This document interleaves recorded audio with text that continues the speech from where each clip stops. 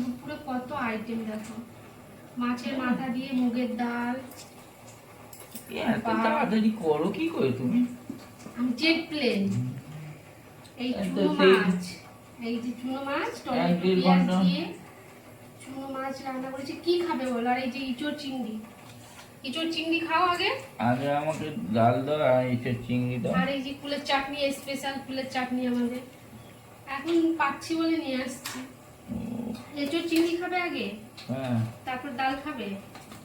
আমার একটা দিয়েই হয়ে যাবে মনে হচ্ছে। 1-1.5 ঘন্টায় রান্না করছো বললে আমি জেট প্লেন।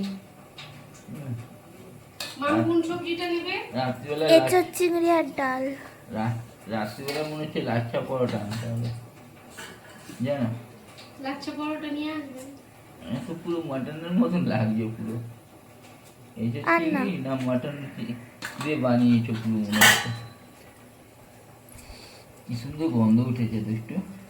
হ্যাঁ, মুগের ডালটা বাটিতে নেবে না ভাতে দিয়ে দেবো? ভাতে দিয়ে দাও। মাছের মাথা দিয়ে করেছো? মাছের মাথা দিয়ে করেছে। আর না, কিশমিশ দিয়েছো নাকি? কিশমিশ দিয়ে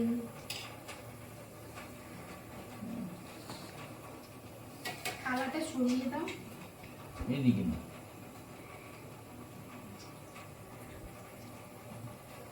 খেয়ে কেমন হয়েছে বলবে।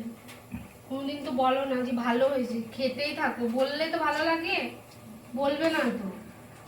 এত কষ্ট করে রান্না করি, একটু ভালো লাগলে বললে তো ভালো লাগে না? একটা কথা বলবো, থালা যখন দেখবে পরিষ্কার হয়েছে তার মানে বুঝে যাবে কেমন এটা কখন হয়েছে। খাবে? চুনা মাছ কখন খাবে? পরে খাচ্ছি। বললে তাহলে তো ভালো লাগে যে না বলছে। আর বলবে না, খাবে বলবে না। কি সুন্দর ডালের গন্ধ উঠেছে গো দুষ্টু।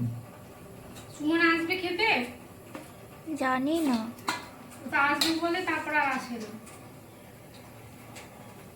না, আমি ডাল পরে নেবো, ওই মাছ, ছোট মাছ পরে নেবো। কেমন সেদ্ধ? ভাজাটাও ব্যাপক লাগছিল। কি সেদ্ধ হয়েছে ভালো।